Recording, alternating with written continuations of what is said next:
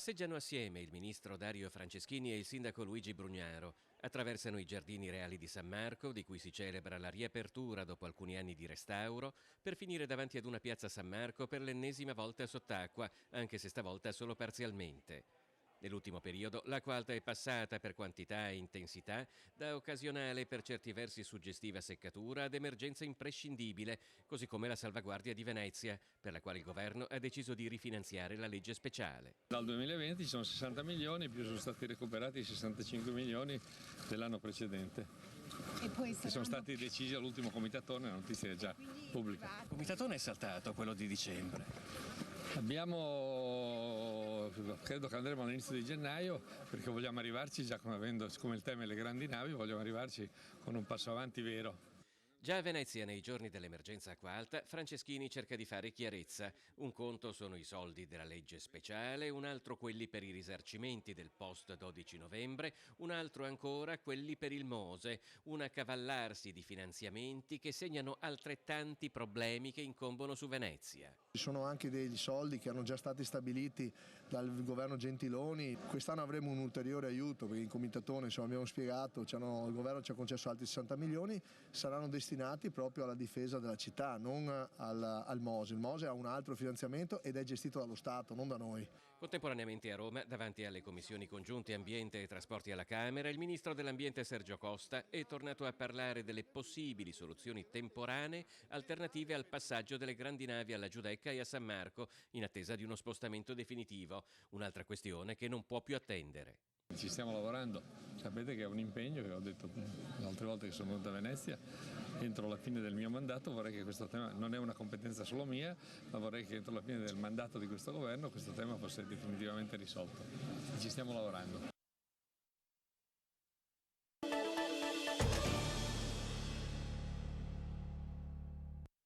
Fino a poco tempo fa, parafrasando un detto diventato poi anche un celebre luogo comune, qualcuno sosteneva che a Venezia non esistono più le basse stagioni, nel senso che turisti oramai se ne vedono sempre.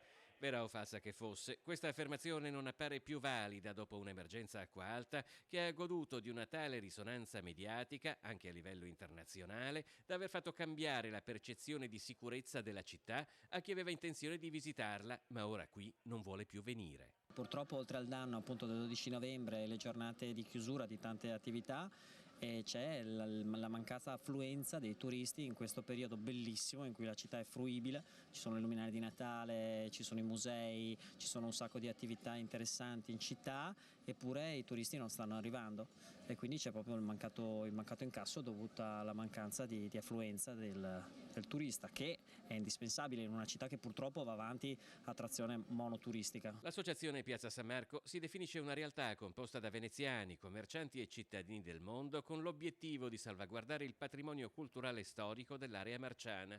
Se la crisi di presenza a Venezia si sente anche in un luogo simbolo come questo, allora significa che ad essere in sofferenza è tutta la città.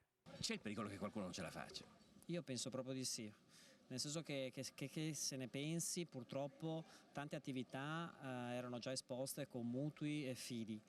Perché le ultime stagioni turistiche non sono assolutamente positive e l'overtourism non sta portando quella qualità di cui tante attività hanno bisogno.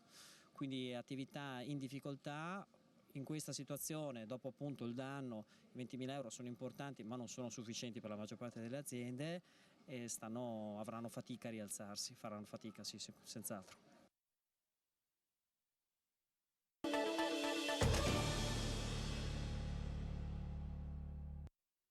Di giorno è un bar normale come tanti altri, ma di notte qua succede di tutto.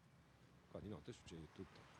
Qualche giorno fa il provvedimento di chiusura per 7 giorni da parte della Questura di Venezia. In queste ore l'ordinanza del sindaco che impone la sospensione dell'attività di notte. Si fa incandescente il clima attorno al bar al Cavalcavia di Spinea, divenuto nel tempo un caso di degrado per l'intera zona all'ingresso della città in via Roma. Ma andiamo con ordine. Il bar gestito da alcuni cinesi al momento ha le serrande abbassate. 7 giorni di stop dopo che i carabinieri in più occasioni hanno accertato la presenza di pregiudicati e balordi e consumo smodato di alcol. Ma i residenti raccontano sequenze di ordinario degrado e pericolo. Abbiamo i video di un'auto che ripetutamente va addosso al carrozzerri perché il conducente è completamente ubriaco. il video non è stato fatto in toto perché quando siamo scesi giù nel tentativo di fermare il conducente dell'auto ha provato a investirci là, girando e accelerando con la macchina per non farsi fermare chiaramente, ma questo è il minimo di quello che accade qua. C'è gente qua che si cambia rotoli di valuta, di euro. Perché? Tutti i giorni qua, come puoi vedere, tutto intorno qua è un degrado, sporcizia e vomito a bottiglie, trovi di tutto. E molte volte qua dietro trovi anche siringhe usate, perché questa parte qua purtroppo, non essendo illuminata, diventa covo. Fra qualche giorno, terminato il provvedimento della questura, il bar riaprirà i battenti ed è qui che interverrà l'ordinanza del sindaco emessa in queste ore. Dalle 22 alle 6 del mattino il locale dovrà rimanere tassativamente chiuso. Crediamo che anche la chiusura anticipata possa favorire, diciamo, al buon uso della struttura e quindi non lasciare spazio a situazioni così degradanti anche sotto l'aspetto civile e civico. Vuol dire che monitoreremo comunque il locale, verrà controllato in modo che si possa allineare e quindi condurre un'attività di ristorazione di letto che sia comunque rispettabile di quelle che sono le norme del quieto vivere.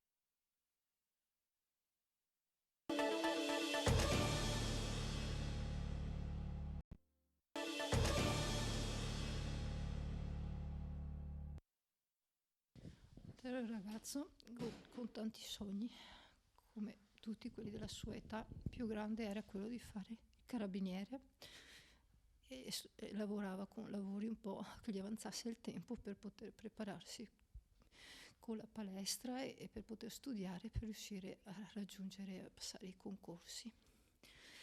Avrebbe fatto il suo sogno proprio di vita. Dopo lui gli piaceva stare in compagnia, gli piaceva lavorare nella sagra e comunque in qualsiasi posto di lavoro che è andato lui riusciva, aveva un carattere che legava con tutti, con qualsiasi. Infatti in questi giorni ci sono le persone che vengono qui, anche quelli che hanno lavorato con lui, hanno tutti un buon ricordo. Accanto al marito Roberto e al figlio Mauro, mamma Silvana non si dà pace. Difficile trovare le parole, impossibile tornare indietro. In questa villetta in via Bonetto a Salgareda resta solo il ricordo di un ragazzo che stava ancora coltivando i suoi sogni, amato da tutti, spontaneo e pieno di energia. L'unico che aspetta ancora il suo padrone è Messi, che sull'uscio guarda le macchine passare, sperando di ritrovare lo sguardo e le carezze di Matteo. Ti rimangono tanti se avessi fatto questo, se avessi fatto quello, se fossi andata a prenderlo. E poi penso anche a quella ragazza che ha voluto essere gentile per accompagnarlo a casa, che se andava a casa direttamente, magari anche per lei non succedeva niente. A volte un incrocio del destino che non riesci a capire, ma deve succedere.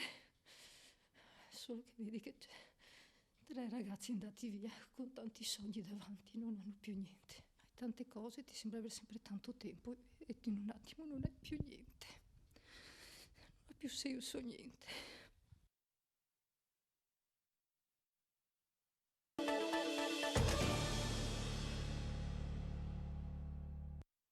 Da questo momento io ricomincerò a vivere, perché in questo anno e mezzo mi sono messa da parte ed è giusto che io ricominci a vivere, è giusto così. L'emozione è palpabile, il cuore è sollevato da un peso, almeno uno in questa storia terribile, quello, secondo Katiuscia Nicolasi, di aver avuto davvero giustizia per i genitori Loris e Anna Maria, barbaramente uccisi a Rolle il 1 marzo del 2018. La Corte d'Assise di Treviso ha inflitto il massimo della pena all'unico imputato per quel feroce delitto, il 35enne di Refrontolo Sergio Papa, ergastolo con isolamento diurno per 2 anni. Finalmente mia sorella potrà rimanere in pace. E anche il Katiuscia ha avuto la pena giusta.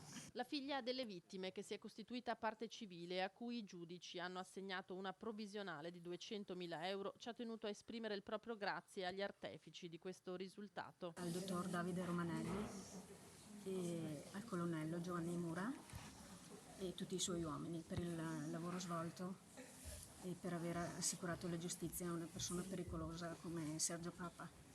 Questo lo dico con il cuore. Sono 45 anni che faccio questo mestiere, ma un'emozione così non l'avevo mai provata, perché trovato una cliente disperata, giustamente, in una situazione difficilissima di sopravvivenza, veramente, e quindi mi sono sentito anche responsabilizzato al massimo. Ha già annunciato che ricorrerà in appello invece l'avvocato difensore di Papa Alessandra Nava, convinta che nelle successive fasi di giudizio il castello accusatorio costruito dall'accusa potrebbe venire smontato. Le sentenze che si basano su degli indizi deboli difficilmente superano poi le prove successive. Siccome questa sentenza non resterà qui, quindi questa sentenza sicuramente sarà letta da altri, io sono veramente curiosa di capire come riusciranno a riempire di prove gli indizi che il pubblico ministero ha portato.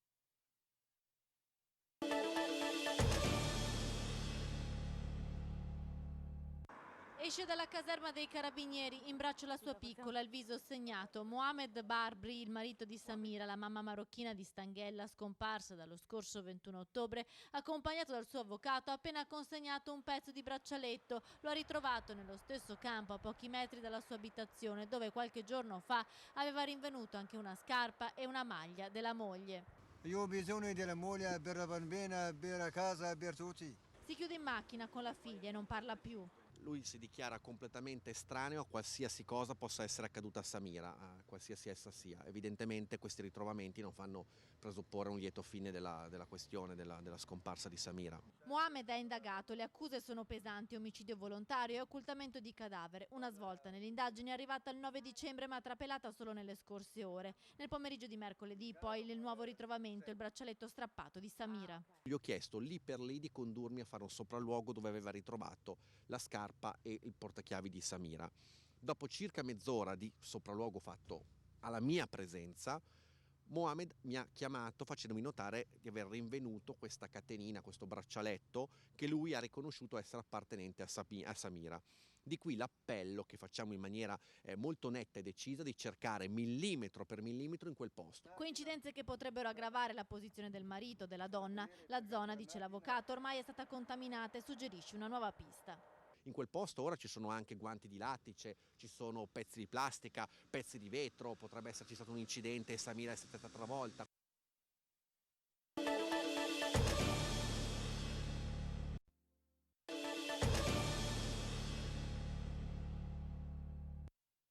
Il Veneto sulla scia del Trentino Alto Adige contro i grandi predatori. In Consiglio regionale è passato il progetto di legge statale per la prevenzione dei danni provocati dai grandi carnivori e il contenimento delle popolazioni in esubero. Tradotto, orsi, lupi e cinghiali potrebbero essere abbattuti. Il condizionale continua a restare d'obbligo perché il Ministero dell'Ambiente esclude gli abbattimenti delle specie particolarmente protette e quindi si annunciano già carte bollate e ricorsi. La proposta veneta, primo firmatario Sergio Berlato di Fratelli d'Italia, trae origine dalla direttiva europea Habitat e prevede che le regioni, sentito l'ISPRA, possano consentire in condizioni rigorosamente controllate, su base selettiva e misura limitata, la cattura o il prelievo di un numero limitato di esemplari di lupo per protezione della fauna e conservazione degli habitat naturali, di prevenzione di gravi danni all'allevamento o per motivi di rilevante interesse pubblico, nonché per finalità didattiche e di ricerca. Contrarie al testo le forze di opposizione del centro-sinistra. È una legge che non serve, dice il consigliere del PD Andrea Zanoni. Inutile dire che per chi ha subito predazioni, e sono svariate decine in provincia di Belluno nel corso del 2019, la proposta è invece una risposta finalmente concreta. Complessivamente in Veneto ci sono stati 165 episodi di assalti di lupi nel 2019, concentrati soprattutto nel Vicentino e nel Bellunese, con gli ultimi casi segnalati in provincia di Treviso. Fra Trento e Bolzano il problema sicurezza collegato alla presenza dei lupi è stato affrontato immediatamente, ma anche in Veneto l'eccessiva vicinanza del predatore alle case nel fondovalle ha posto il problema di tutela della sicurezza dei cittadini. Il Ministero dell'Ambiente però continua lapidario ad affermare che all'attività del lupo sono attribuiti più danni di quelli che effettivamente produce.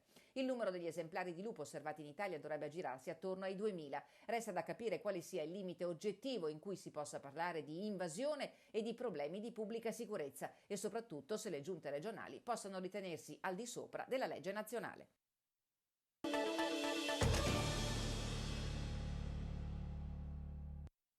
Sono convinto che con un ragionevole ritardo, ma presto si riparta nella direzione che tutti quanti auspichiamo. Pediatria, la storia è infinita, o quasi. Dopo il nuovo incontro tra il nuovo sovrintendente, il direttore generale Flore e l'architetto che ha redatto il progetto Maurizio Stirollo, segnali positivi sono emersi, con il sovrintendente Magani che promette di non andare in ferie perché bisogna ancora lavorare molto. La garanzia migliore per ottenere quello che vogliamo, ma in questo caso sto parlando della nuova pediatria, è di crederci che è possibile. Nulla si ottiene senza affrontare difficoltà e problemi. Quello che conta però è la volontà di farcela, nella certezza che per ogni problema, perlomeno di questo tipo di problemi, ci possa essere una soluzione. La vita e la salute dei bambini è l'interesse principale che deve segnare l'agire di tutti, ha detto l'assessore allo sport Diego Bonavina, che presenziava, a nome dell'amministrazione, agli auguri natalizi al Dipartimento di Pediatria. La riunione con il sovrintendente non sarà sicuramente l'ultima, ma traspare ottimismo, anche se in molti pensano che sia stato perso troppo tempo. Ma io posso parlare per 2 anni e mezzo che sono qui e già mi sembra che tempo ne sia trascorso in mezzo a 1000 difficoltà. Certo è che quando rifletto e dico che questo passaggio era un passaggio che aspettavamo da 20 anni a Padova, mi viene da pensare che forse abbiamo dormito, e non voglio colpevolizzare nessuno, mi metto io in testa da cittadino, forse abbiamo dormito veramente tanto.